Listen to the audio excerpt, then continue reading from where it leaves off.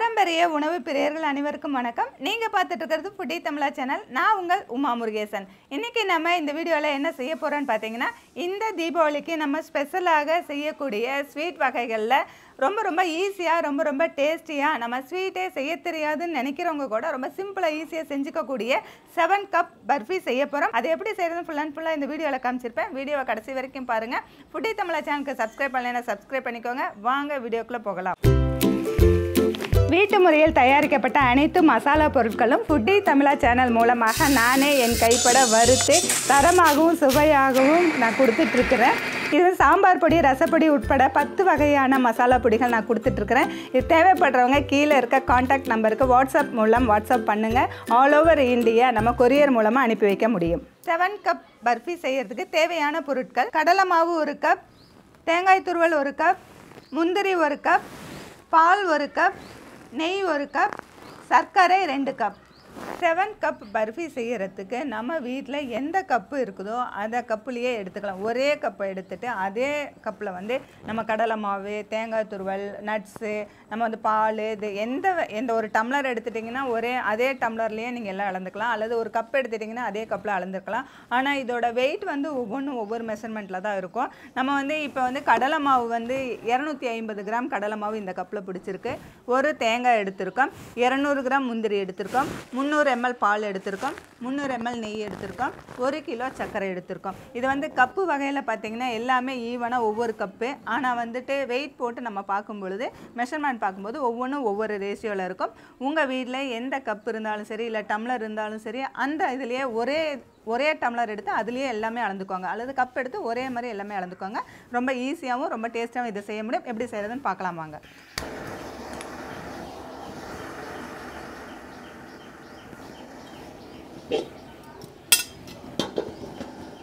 இப்போ நம்ம இந்த 7 கப் பர்ஃபி செய்கிறதுக்கு நம்ம ஒரு பெரிய வடசட்டி வச்சுருக்கோம். அடிகனமான வடசட்டி வச்சுருக்கோம். அதில் பார்த்திங்கன்னா நம்ம எடுத்து வச்சுருக்கிற கடலை மாவு ஃபஸ்ட்டு போட்டு லேசாக ஃப்ரை பண்ணிக்கலாம்.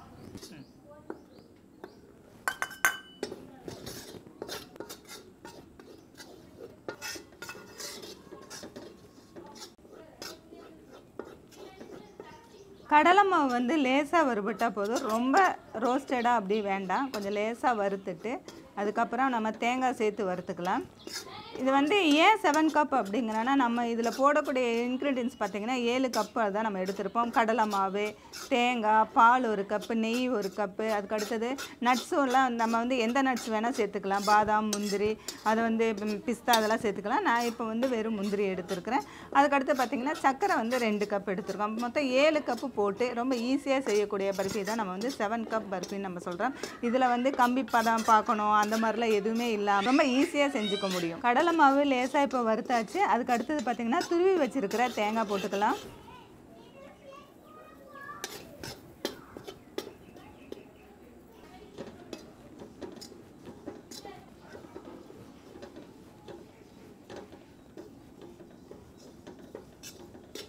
அடுத்தது நம்ம எடுத்து வச்சுருக்க முந்திரியை சேர்த்துக்கலாம். முந்திரியை நம்ம பவுடரை கூட அரைச்சி போட்டுக்கலாம். நான் இப்போ சின்ன பீசஸாக கட் பண்ணி வச்சுருக்கேன். அதையும் சேர்த்து லைட்டாக ஃப்ரை பண்ணிக்கலாம்.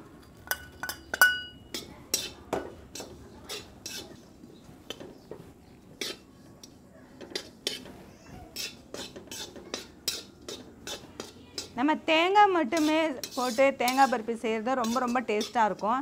இன்றைக்கி பார்த்திங்கன்னா நம்ம தேங்காய் கூட நம்ம கடலை மாவு, அது கூட நம்ம முந்திரி சேர்த்து செய்யும்போது இந்த பர்ஃபி ரொம்ப டேஸ்ட்டாகவும் இருக்கும். அது செய்கிறதும் கொஞ்சம் ஈஸியானது தான். இப்போ பார்த்திங்கன்னா அடுத்தது நம்ம எடுத்து வச்சுருக்கிற சர்க்கரை சேர்த்துக்கலாம்.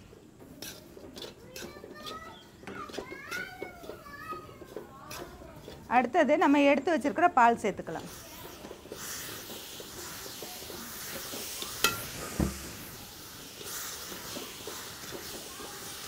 இந்த பால் சேர்த்திட்டு இந்த பாலில் சர்க்கரை நல்லா கரையணும். சர்க்கரையில் நல்லா கரைஞ்சிருச்சு. இப்போ அப்படியே நம்ம கலரிக்கிட்டே இருக்கணும். கலரிகிட்டே இருக்கும்போது கொஞ்சம் நெய் சேர்த்துக்கலாம்.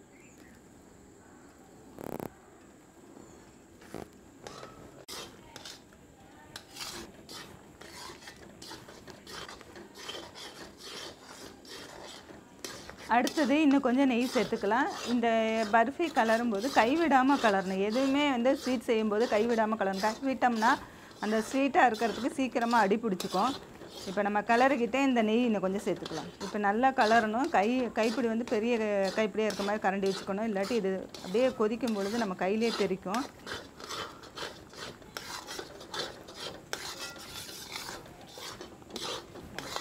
இப்போ நம்ம வந்து பர்ஃபி ரெடி ஆகிட்டே இருக்குது.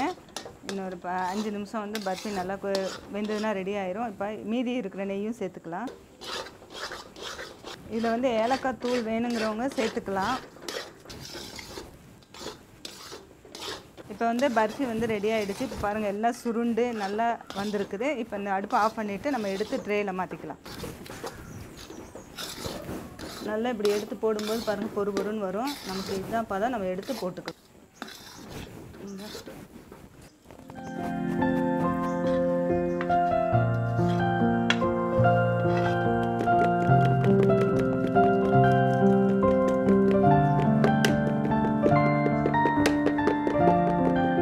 இப்போ நம்ம ஒரு 5 நிமிஷம் ஆயிடுச்சு. இப்போ நம்ம கட் பண்ணிக்கலாம். ரொம்ப நேரம் விட்டோம்னா இறுகுன மாதிரி இருக்கும். நம்ம எந்த ஷேப்பில் வேணால் இதை வந்து நம்ம கட் பண்ணிக்கலாம். கயிறாக வேணாலும் கட் பண்ணிக்கலாம், ரெக்டாங்கிள் வேணால் கட் பண்ணிக்கலாம்.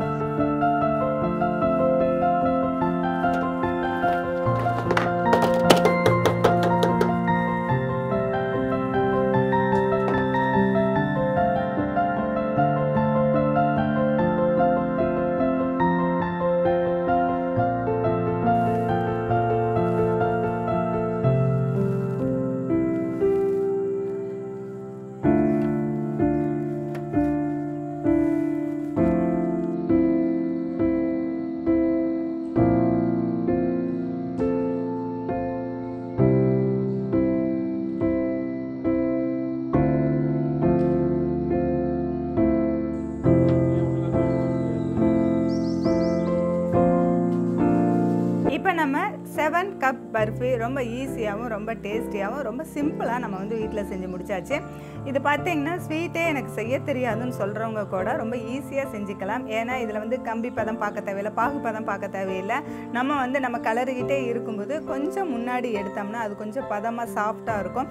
அதுவே கொஞ்சம் நேரம் நம்ம விட்டு நம்ம வந்து முருகிற அளவுக்கு எடுத்தோம்னா நல்ல முறுமுறுன்னு கிறிஸ்பியாக இருக்கிற மாதிரி தோணும். ஆனால் வந்து சாப்பிடும்போது ரொம்ப சாஃப்டாக இருக்கும். இந்த பர்ஃபி ரொம்ப ஈஸியாக செஞ்சு முடிச்சிருக்கிறேன். இந்த வீடியோ பிடிச்சிருந்தா லைக் பண்ணுங்கள், ஷேர் பண்ணுங்கள். வீடியோ பற்றின கருத்துக்களை கமெண்ட் செக்ஷனில் கமெண்ட் பண்ணுங்கள்.